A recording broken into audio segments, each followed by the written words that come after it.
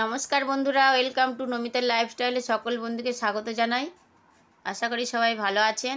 আজ আমি বানাবো নিরামিষ সয়াবিন কষা রেসিপিটি খুব সহজে বাড়িতে বানিয়ে ফেলুন। এভাবে বানালে মুরগির মাংসের স্বাদকে হার মানাবে। চলুন শুরু করা যাক। আমি এখানে 2 প্যাকেট সয়াবিন নিয়েছি, 100 গ্রাম করে ওজন আছে।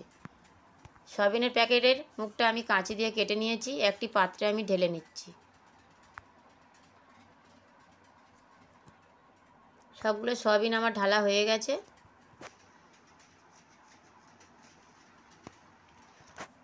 এরপর আমি একটি পাত্রে নিয়েছি একটি মাঝারি সাইজের আলু, ছোট ছোট টুকরো করে কেটে নিয়েছি। আরও একটি পাত্রে নিয়েছি 2টো শুকনো লঙ্কা, আমি কালারের জন্য ভিজিয়ে রেখেছিলাম 5 মিনিট আগে। 1.5 ইঞ্চি সাইজের আদা কুচি, 2টো কাঁচা লঙ্কা, 1 চা চামচ মৌরি, কয়েকটি কাজু বাদাম, 2টো মাঝারি সাইজের টমেটো টুকরো করে কেটে নিয়েছি। এরপর নিয়েছি গোটা ফোড়নের জন্য 2টো তেজপাতা, 2টো লবঙ্গ, 2টো এলাচ, 2টো দারুচিনি।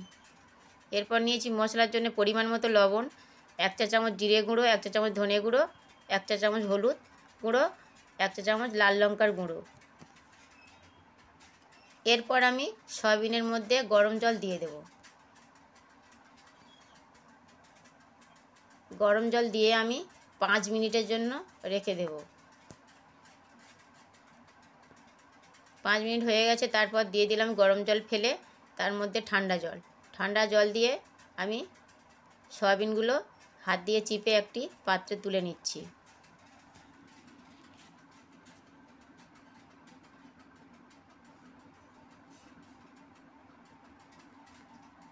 সবগুলো সয়াবিন আমার তুলে নেওয়া হয়ে গেছে।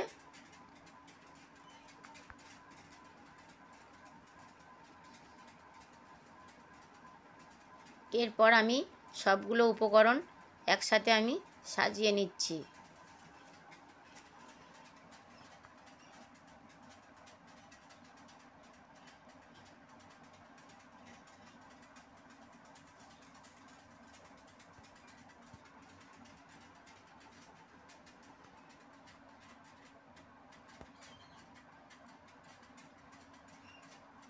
সবগুলো উপকরণ আমার সাজানো হয়ে গেছে। এরপর আমি শিল নোড়াতে বেটে নেব গোটা মশলা।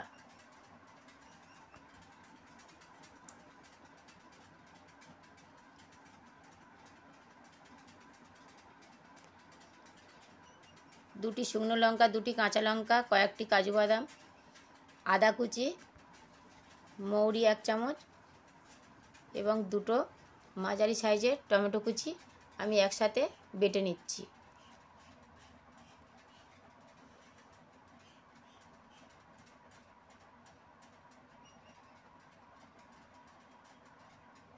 বাটা হয়ে গেছে। এরপর আমি একটি কাঁচের বাটিতে তুলে নিচ্ছি।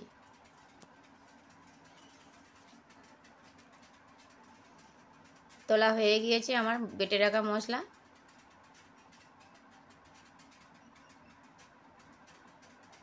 এরপর আমি গ্যাসে কড়াই বসিয়ে গরম করে নিয়েছি, তার মধ্যে দিয়ে দিলাম সাদা তেল 3 চামচ।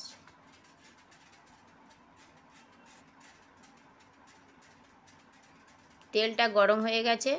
এরপর আমি খুন্তি দিয়ে নাড়াচাড়া করে নিলাম।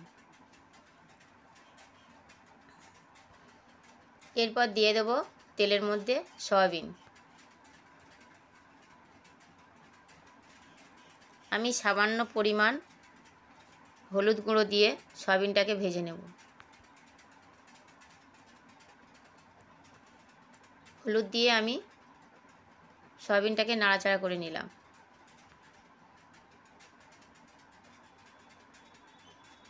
আরও কিছুক্ষণের জন্য আমি সয়াবিনটাকে ভেজে নেব।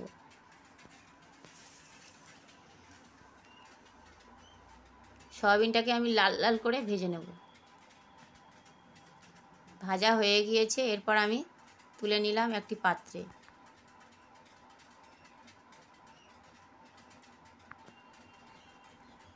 এরপর সেই কড়াইয়ে দিয়ে দিলাম পরিমাণ মতো সরষের তেল। তেলটা গরম হয়ে গেলে তার মধ্যে দিয়ে দিলাম গোটা ফোড়ন।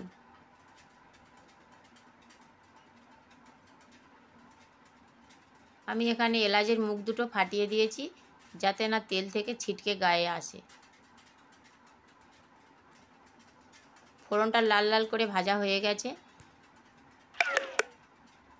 এরপর দিয়ে দিলাম কেটে রাখা আলু। আলুটা দিয়ে আমি নাড়াচাড়া করে নিলাম কিছুক্ষণ।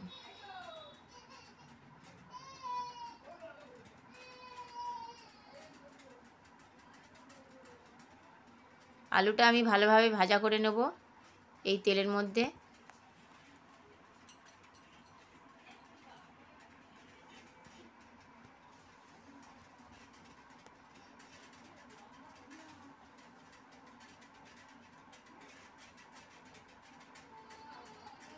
আলুটা ভাজা হয়ে গেছে। এরপর দিয়ে দিলাম বেটে রাখা মশলা। মশলা দিয়ে আমি কিছুক্ষণ আরও কষিয়ে নেব।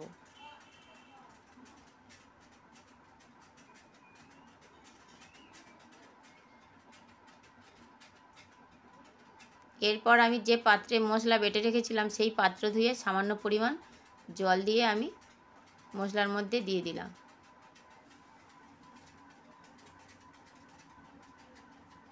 আরও কিছুক্ষণ আমি নাড়াচাড়া করে নিলাম। এরপর দিয়ে দিলাম মশলা থেকে তেল ছাড়ার পর আমি সয়াবিনগুলো দিয়ে ভালোভাবে নাড়াচাড়া করে নেব। আরও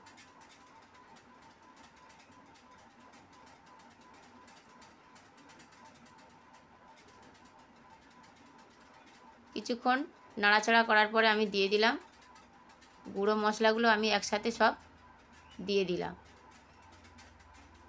গুঁড়ো মশলা দেওয়ার পর আমার কড়ার তলায় লেগে যেতে পারে, তার জন্য আমি গরম জল সামান্য পরিমাণ দিলাম।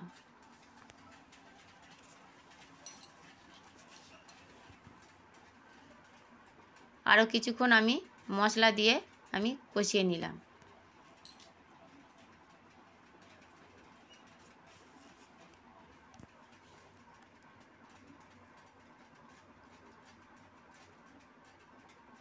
সবগুলো উপকরণ আমার ভালোভাবে মিশিয়ে কষানো হয়ে গেছে।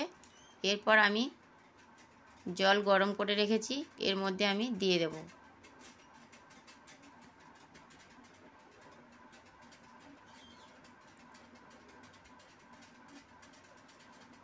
এরপর আমি দিয়ে দিলাম গরম জল পরিমাণ মতন।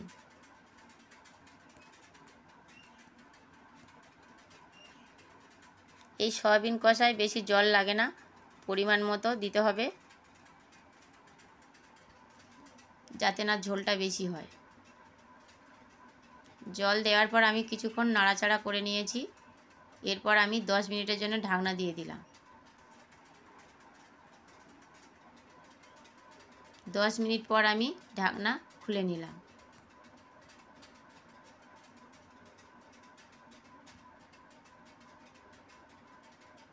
আরও কিছুক্ষণ আমি নাড়াচাড়া করে নিচ্ছি। আলুটা একটু সিদ্ধ বাকি আছে, তার জন্য আমি আরও 3 মিনিটের জন্য ঢাকনা দিয়ে দিলাম। 3 মিনিট পর আমি ঢাকনা খুলে নিলাম। এরপর আমি আরও কিছুক্ষণ নাড়াচাড়া করে নেব। এরপর আমি দেখে নেব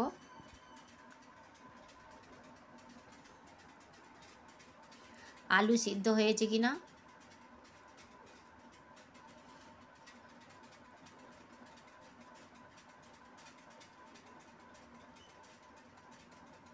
আলু সিদ্ধ হয়ে গেছে,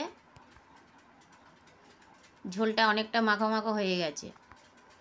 এরপর আমি দিয়ে দেব স্বাদ অনুযায়ী চিনি 1 চা চামচ।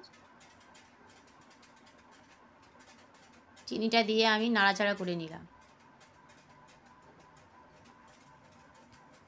এই রেসিপিটির ঝোলটা হবে খুব মাখো মাখো, খুব ঝোলও হবে না। 1 চা চামচ দিয়ে দিলাম গরম মশলার গুঁড়ো, দিয়ে আমি নাড়াচাড়া করে নিলাম। এরপর দিয়ে দিলাম 1 চা চামচ ঘি, দিয়ে আমি আরও কিছুক্ষণ নাড়াচাড়া করে নেব।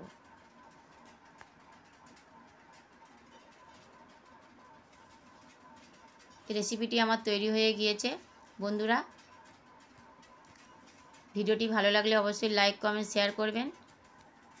আমার চ্যানেলে যেসব বন্ধুরা সাবস্ক্রাইব করেছেন তাদের জন্য অনেক অনেক ধন্যবাদ।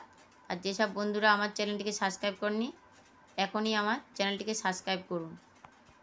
এরকম নতুন নতুন ভিডিও আপলোড দিলে সবার আগে আপনার কাছে পৌঁছে যাবে। আজকেকার মতো ভিডিওটি এখানে শেষ করলাম। আবার দেখা হবে অন্য কোনো ভিডিও।